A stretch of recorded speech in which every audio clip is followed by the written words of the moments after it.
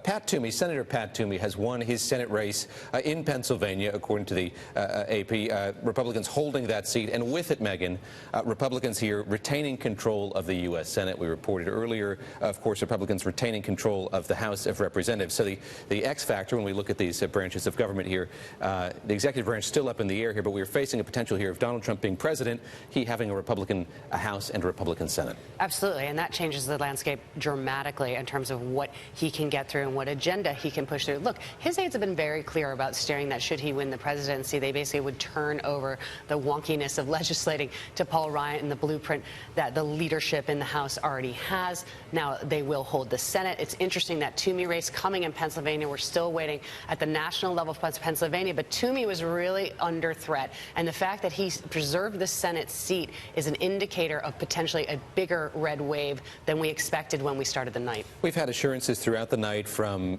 members of Donald Trump's team, from his surrogates, that Donald Trump does intend to work with Congress. Certainly this would make it easier for him to work with Congress. But what do we know of his legislative agenda? And given the, shall we say, tenuous relationship he has with Paul Ryan, that he's had with Paul Ryan, the Speaker of the House, what do you foresee happening? I mean, David, so many of his positions are anathema to the platform, the Republican Party platform that it's held for decades, particularly on his issues like trade and how he's going to, on immigration, just in terms of the starkness of his vision to build a wall with Mexico and dealing with that. He also has not really fleshed out a lot of his other, his foreign policy, for example. He struggled to really enunciate those of what he would do on Syria, for example. Should we see a flare-up in the South China Sea? Those are all known unknowns, shall we say. So I think what we would see in the coming days is really a rush for people to see some sort of clarity, to see some sort of certainty, to see some sort of framework for how we would at least begin building this transition team